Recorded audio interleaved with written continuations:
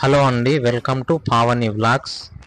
మరి ఈరోజు మన వీడియోలో కొన్ని వందల సంవత్సరాల నుంచి ఇక్కడ ఉన్నటువంటి అడవిలో ఒక పాత టెంపుల్ అయితే ఉందండి. ఆ టెంపుల్ యొక్క వీడియోని మనం ఇక్కడ చూద్దాం. మరి ఇక్కడ చూసినట్లయితే ఇది మొత్తం వచ్చి రాచకొండ ఫారెస్ట్ ఏరియాలో ఉంటుందండి. మరి ఈ రాచకొండ దాదాపు ఒక 6,000 ఎకరాల విస్తీర్ణంలో ఈ కోట అనేది ఉండడం అనేది జరిగింది. మరి ఎటు చూసినా ఈ వర్షాకాలం కూడా ఎట్లా ఉంటుందంటే ఇక్కడ చుట్టూ పచ్చని మొక్కలతో మొత్తం చెట్లతో నిండి ఉంటుందండి ఈ ప్రాంతం అంతా. ఇక్కడ చూడండి, మనం కొంచెం ముందుకు వెళ్ళినట్టయితే ఇక్కడ చూడొచ్చు, మనకు ఒక టెంపుల్ కనిపిస్తుంది కదా. కొన్ని వందల సంవత్సరాల క్రితం మరి ఇక్కడ ఉన్నటువంటి ఈ రాజ్యంలో నిర్మింపబడినటువంటి ఒక గుడి ఇది. అంటే ఇలాంటివి మనకు ఎన్నో కనిపిస్తుంటాయి చుట్టుపక్కల. అలాంటి వాటిలలో ఇది కూడా ఒక గుడి అన్నమాట.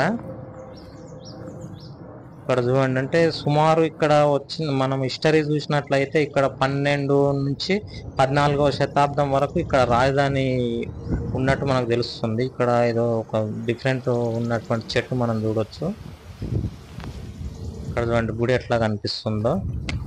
చుట్టూ మొత్తం ఫారెస్ట్ అన్నమాట. ఒకసారి కొంచెం లాంగ్ కూడా వెళ్ళి మీకు కొంచెం లాంగ్ డిస్టెన్స్ నుంచి కూడా గుడిని చూపిస్తాం. చూడండి చుట్టూ ఎట్లా ఉందో ఒకసారి చూడండి.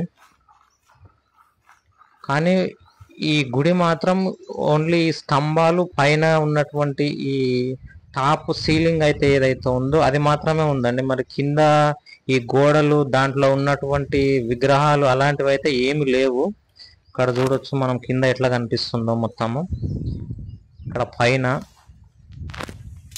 కానీ గుడి లోపల మాత్రం ఎలాంటి విగ్రహాలు అలాంటివి అయితే ఏమి లేవు. మరి అంటే ఇక్కడ ఉన్నటువంటి ఈ రాజ్యాన్ని మరి ఈ రేచర్ల పద్మనాయకులని ఎవరైతే ఉన్నారో ఫస్ట్ ఈ ఇక్కడ ఉన్నటువంటి ఈ రాజధాని వాళ్ళు నిర్మించి వాళ్ళు కొన్ని రోజులు ఈ రాజ్యాన్ని పాలించడం అనేది జరిగిందనమాట. ఇక్కడ చూడండి పైన చూస్తే ఒక ఫ్లవర్ లాంటి ఆకారం అనేది కనిపిస్తుంది మనకు చెక్కినట్లు.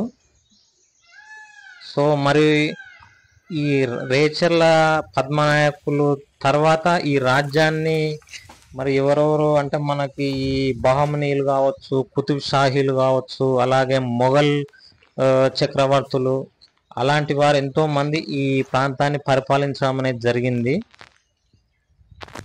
సో వారి కాలంలో కూడా మరి ఈ ముస్లిం రాజులు ఎవరైతే పరిపాలించారో వారి టైంలో కూడా మరి హిందూ దేవాలయాలు అనేవి చాలా రకాలుగా వాళ్ళు ధ్వంసం చేయడం అనేది జరిగింది. మరి వాళ్ళ టైంలో కూడా కావచ్చు కొన్ని రకాలైనటువంటి హిందూ విగ్రహాలను కూడా వాళ్ళు తీసేయడం అనేది జరిగింది. సో అదే విధంగా ఇక్కడ మరి ఇది కొన్ని వందల సంవత్సరాల నుంచి కూడా ఈ ఫారెస్ట్లో ఉండడం వల్ల కూడా కావచ్చు మరి దీనికి చుట్టుపక్కల కూడా ఈ గోడలు లాంటివి అలాగే లోపల దేవుని యొక్క విగ్రహాలు అలాంటివి ఏం లేకుండా కూడా తీసి వేసి ఉండవచ్చు ఎవరైనా. ఇక్కడ చూడండి చుట్టుపక్కల కూడా ఎట్లా ఉన్నాయి. ఇది పైన ఉన్నటువంటి నిర్మాణము. కానీ ఇన్ని వందల సంవత్సరాల నుంచి కూడా ఈ టెంపుల్ ఎంత స్టాండర్డ్గా ఉంది చూడండి. ఇప్పటికి కూడా ఇంత స్టాండర్డ్గా నిలబడి ఉండడం అనేది చూడొచ్చు. ఈ చుట్టుపక్కల చూసినట్లయితే చుట్టూ చిన్న చిన్న పూల మొక్కలు కూడా ఎంత అందంగా ఉన్నాయి మన కింద చూడొచ్చు. ఇక్కడ చూడండి మొత్తము మనకి పూల తోట వేసినట్టు కనిపిస్తుంది కింద. ఇక్కడ చూడండి పూల మొక్కలు ఎంత గ్రీన్గా ఉందో. కానీ ఆ గుడి లోపల నుంచి మొత్తం చెట్లు అనేవన్నీ బయటికి మొలిచినటువంటి పరిస్థితి.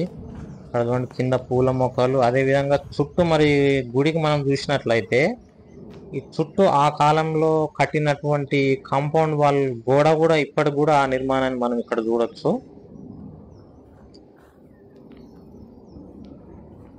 ఇక్కడ చూడండి గుడి అనేది ఎట్లా ఉందనేది. మొత్తం లోపల నుంచి మాత్రం చెట్లు మొత్తం మొలిచినటువంటి పరిస్థితి. మరి దీని లోపల ఏం దేవుడు ఉంది, ఏం విగ్రహం ఉంది అనేది మనకైతే అంత క్లారిటీ లేదు. కాకపోతే ఎక్కువ చాలా వరకు ఇక్కడ ఉన్నటువంటి టెంపుల్స్ అనేవి మాత్రము శివుని టెంపుల్స్ ఎక్కువగా కనిపిస్తూ ఉంటాయి. ఓకే అండి, మన ఛానల్ నచ్చితే please like, share and subscribe. Thank you.